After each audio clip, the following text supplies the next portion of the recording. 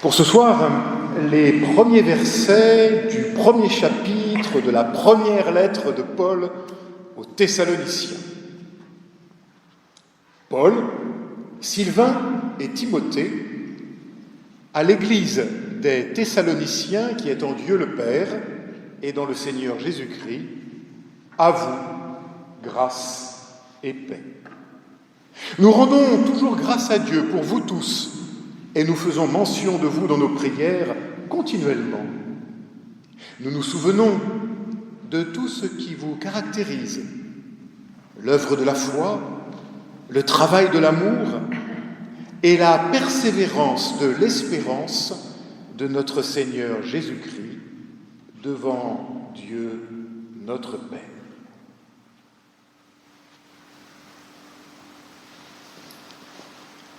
Grâce et paix. C'est par ces mots que commencent le plus souvent nos cultes, comme celui de ce soir tout à l'heure. Et c'est le souhait premier de Paul aux Thessaloniciens. Paul, comme nos liturgies, emprunte ce binôme à la bénédiction que l'on trouve dans l'Ancien Testament au livre des Nombres, au chapitre 6. Que l'Éternel vous bénisse et qu'il vous garde, que l'Éternel tourne vers vous son visage et vous fasse grâce, que l'Éternel fasse pour vous resplendir son regard et vous donne sa paix. C'était la bénédiction sacerdotale, celle que seuls les prêtres d'Israël pouvaient dire. La grâce. Comme il a été dit, le mot exprime ce qui brille, ce qui réjouit. Pour Paul, la grâce, c'est celle d'une parole reçue qui est lumière sur nos routes, qui éclaire nos sentiers.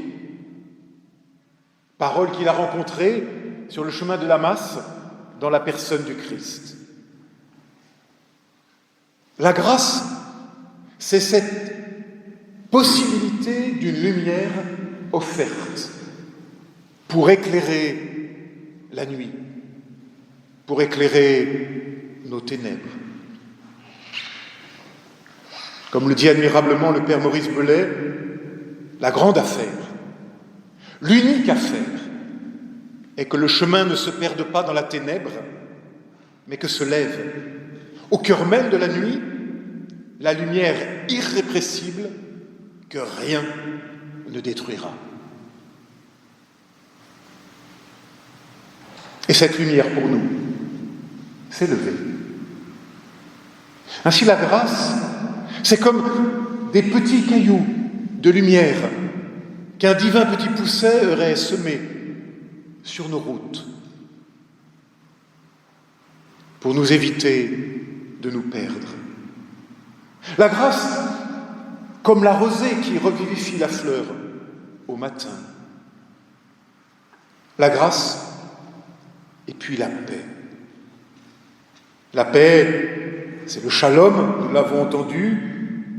Et là, ce soir, le temps nous manque pour dire toute la richesse de ce mot qui dit non pas une absence de conflit, ça c'est la paix telle que nous la comprenons, mais une plénitude de l'être enfin réconcilié avec lui-même, avec les autres et avec son Dieu. Et cette paix est un don qui nous vient de Dieu. À nous de la vivre et de la faire vivre en nous et entre nous. Et la paix, cette paix-là, cette paix qui nous est donnée, est paradoxalement un combat, une lutte, une lutte spirituelle contre toutes ces forces qui veulent nous séparer, nous diviser, nous diaboliser. C'est le combat de la vigilance et de la persévérance. La paix nous est offerte, promise, comme un horizon possible, une terre offerte. Elle est le don de la grâce.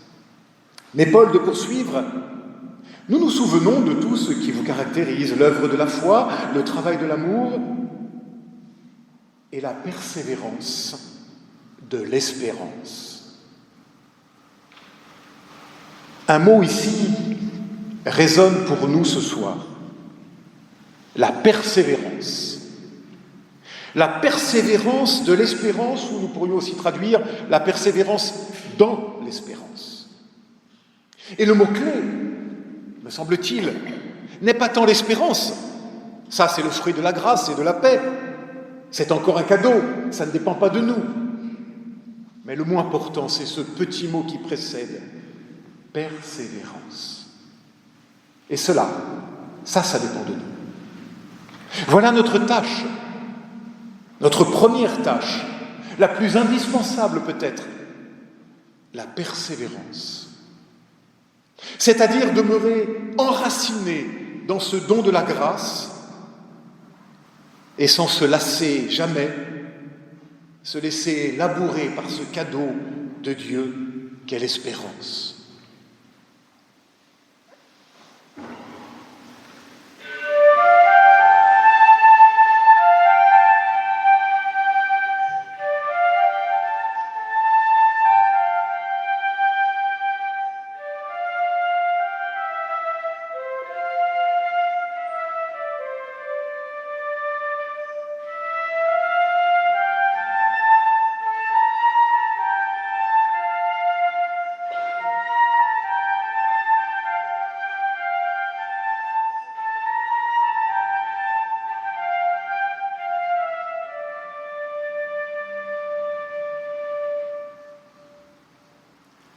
Poursuivons la lecture de notre épître.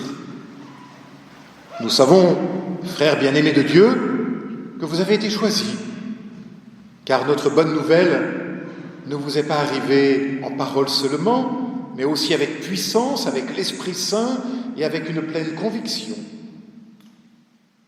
De fait, vous savez comment nous avons été parmi vous, pour votre bien, et vous-même. Vous nous avez initiés, nous et le Seigneur, en accueillant la parole, au milieu de beaucoup de détresse, avec la joie de l'Esprit Saint.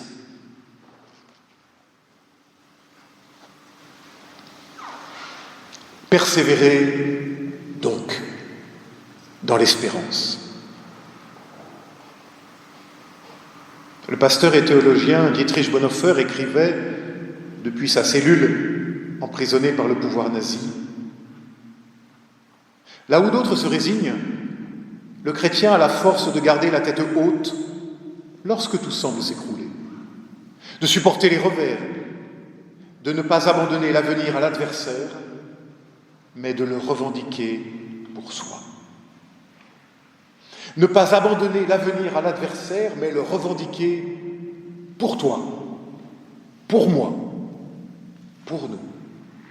Voilà la persévérance. Voilà, encore une fois, notre unique tâche. Et plus le monde sera sombre, et nous sentons bien que peut-être il est en train de s'assombrir, et plus la ténèbre semblera à nouveau triompher, et plus nous devrons persévérer dans ce cadeau de la grâce et de la paix qui a pour nous et pour nous espérance. Attention, ici peut-être un piège nous guette. L'espérance n'est pas un mot à conjuguer au futur. Demain, ça sera mieux. Mais au présent. Car le cadeau est déjà offert, ici et maintenant. Et nous en sommes déjà, ici et maintenant, les dépositaires. Ce cadeau, encore une fois, n'est pas pour demain, mais à vivre et à faire vivre aujourd'hui, avec persévérance.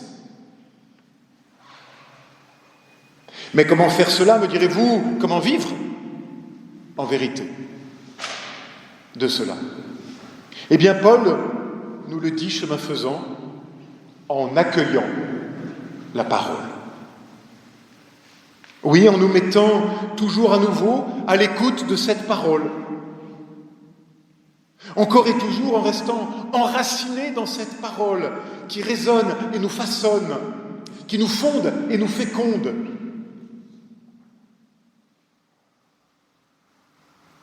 Ma sœur, mon frère, laisse-la cette parole. Laisse-la faire en toi son œuvre. Laisse le souffle de Dieu labourer tes fragilités et tes souffrances, tes doutes et tes errances. Laisse-lui juste dans ta vie un peu de place. Prête-lui juste un peu l'oreille de ton cœur. Et tu verras, tu tiendras des paris impossibles.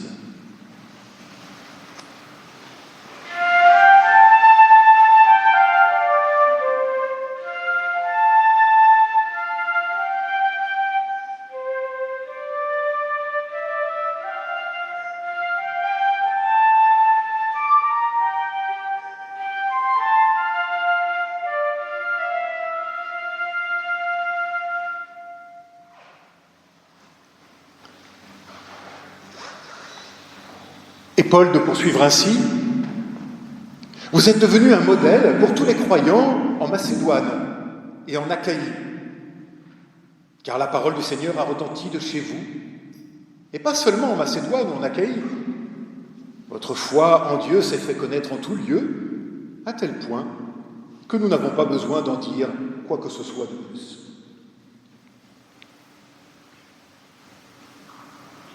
La parole a retenti. Et cette parole qui a retenti il y a 2000 ans, retentit toujours à nouveau, ici et maintenant, pour toi, pour moi, pour nous. Et cela peut transformer notre regard sur ce monde. Et même s'il s'assombrit, cette parole peut apaiser nos peurs, calmer les rancœurs et les aigreurs, et nous retourner vers la vie et vers les autres qui sont la vie, avec persévérance. Le mot persévérance n'apparaît pas souvent dans les évangiles. Mais Luc met ces mots dans la bouche de l'homme de Nazareth. « Vous serez détestés à cause de mon nom, mais pas un seul cheveu de votre tête ne sera perdu. Par votre persévérance, vous vivrez. Par votre persévérance, vous vivrez. » Littéralement, le grec donne « par votre persévérance, vous gagnerez, vous posséderez, vous aurez la vie ». Alors vivre, c'est quoi pour Luc ? Eh bien, c'est persévérer dans le don de la grâce, ni plus, ni moins. C'est-à-dire persévérer dans la confiance et dans l'espérance, ni plus, ni moins. C'est-à-dire persévérer dans ce mouvement qui sans cesse nous retourne vers les autres et nous appelle à les rencontrer.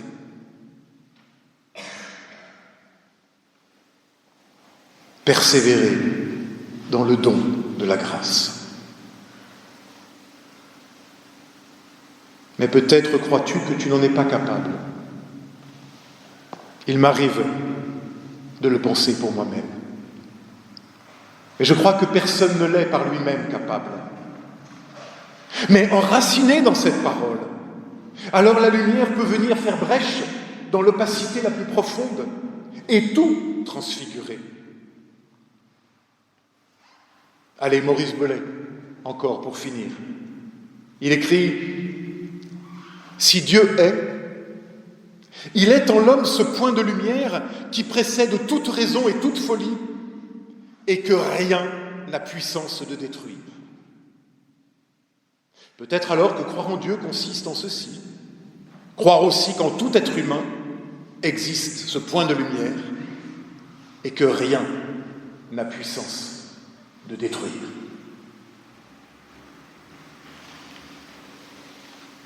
Ma sœur, mon frère, n'y-t-il jamais meilleure nouvelle? Puissions-nous persévérer dans cette parole. Qu'il en soit ainsi.